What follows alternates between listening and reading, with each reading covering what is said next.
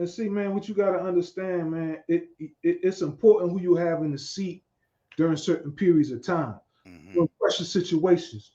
For instance, in the '60s, when Kennedy was president, and we had the Cuban Missile Crisis, right? When Russia put those missiles in Cuba, Yeah. that close to us, you know what I'm saying? You had people in Kennedy's cabinet. There Mm-hmm. was from, there was old generals from World War II, Korea War. Yeah. It was about that smoke. They was like, look, let's just go on in and bomb them. Let's just go on in and they was ready. They was ready. They was rooting for war. But Mm-hmm. Kennedy he was cool. He was like, look, let's run a diplomatic play. Let's try to do this without using nukes. Let's try to do this without, if it come to that, we'll do it, right?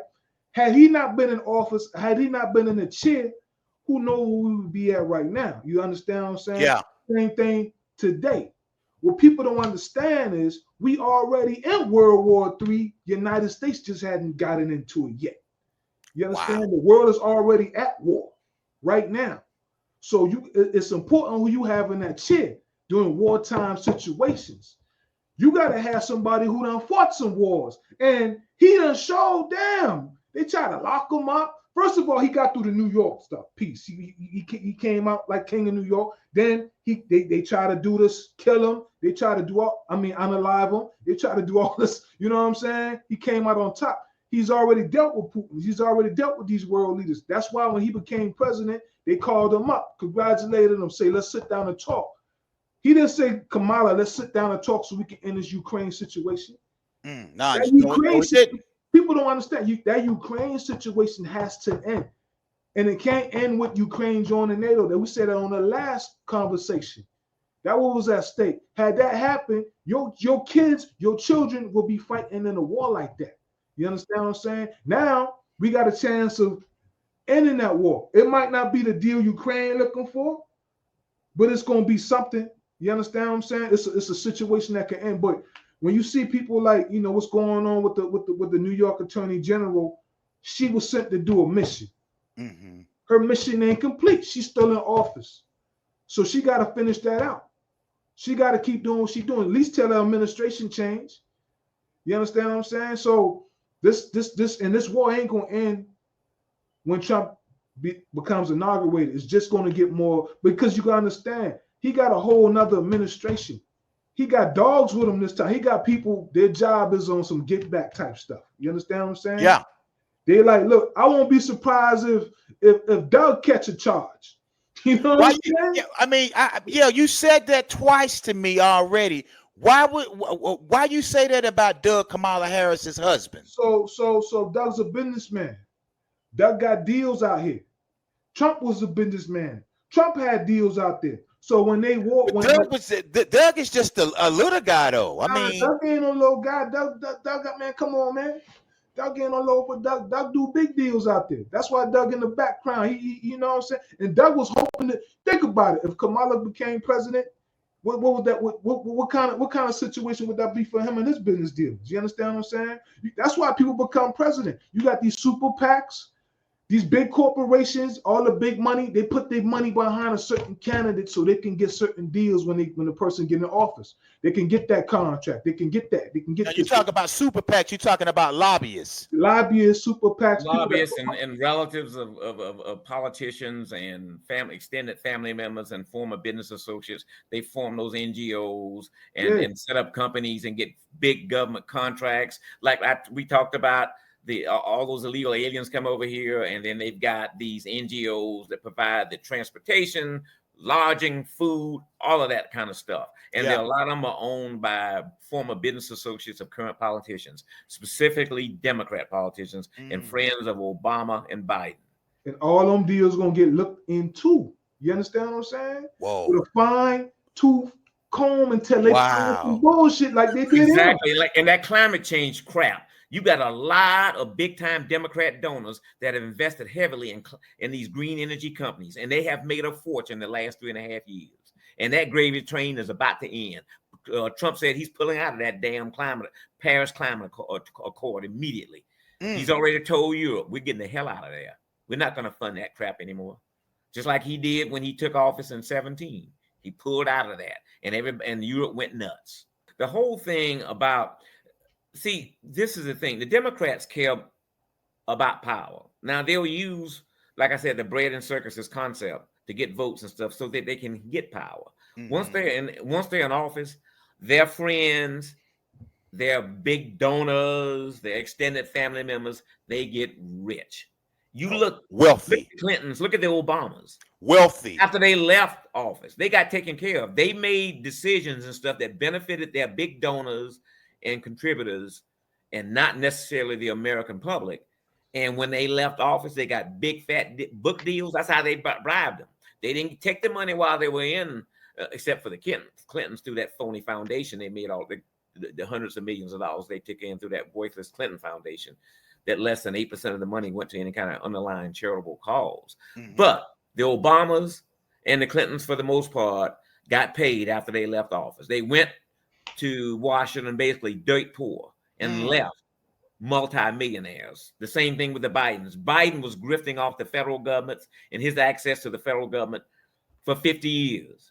He and his family grifted, got money from all kinds of foreign entities and stuff.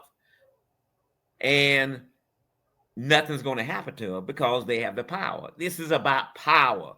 You got to remember, the Democrats crave power, and so do the Rhino Republicans. That's why they want to take Trump out. Trump had made his fortune in the private sector. He's not taking a salary, just like, I mean, he didn't take a salary in his first term, and he's already pledged, I'm not taking this salary second term. They know that. He's a true outsider. And just like D said, he's a gangster. He knows. That's no one. Teflon Don. Just think how many people could have withstood, even other billionaires could have withstood what he went through the last 2 years, since he went down that escalator. The last 10 years since he went down there. What they tried to take that man out ever since he went down those stairs. Russian collusion, impeachments, and everything. Two impeachments. The lawfare. They tried to bankrupt the man. Just most people, even billionaires, would have cowered. 99% of the people would not have could have withstood what President. It's amazing. At his age. That's another thing. The man is not 35 years old. That's a strong man. He's in his 70s. And he put up with that. The stress that's just the pure stress would have killed a lot of people. And what would have popped his heart wide open. Exactly. You know the man loves he doesn't need the power. Listen, the man's owns several golf courses. He's got a beautiful wife, a loving family. Most guys would say, the hell with this shit. I don't need it. I've got another 10 or 15 years left of life. My kids are set no matter what fool's in the White House. So why is this Letitia James so adamant about trying to stop his movement as being president of the United States of America? Because it's about power, Malik. She wants to try to keep him in check. She is done. You can still very dumb. Just like D said, she's done. And just like that, Mike Davis said, you go after us, we're going to go after you. And I'm telling you, she knows she's on thin ice. Trump's got nothing to lose. He's got 4 years. He can't run again. He can go in now and put the people that he wants to in place and get what his agenda done. And the Democrats can't do a damn thing about it but file lawsuits. That's all they can do to try to block it. Including Fannie Willis down there in that down there in Fulton County. That case is dead. He's probably going to even be taken off the case anyway, and then the next district attorney will go in and drop it. That she's done. You can stick a fork in her butt. She's been totally compromised.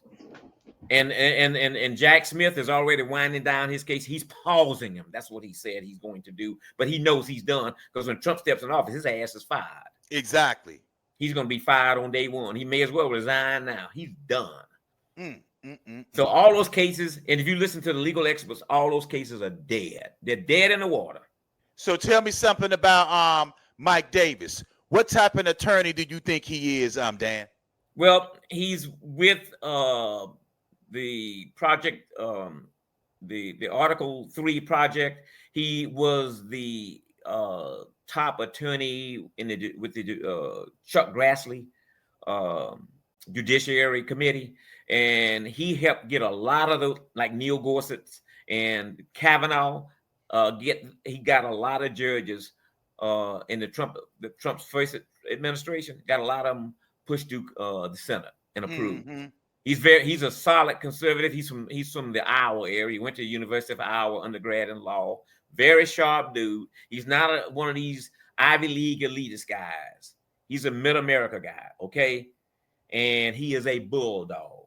Wow. And he's got Trump's back. And he's solid conservative.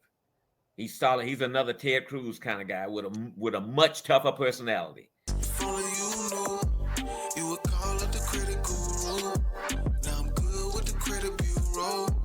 Now I'm good with the credit bureau. Went from 540 to a 750. New credit lines. I'ma push the limit. See signs of Christ all through the city. MalikDavis.com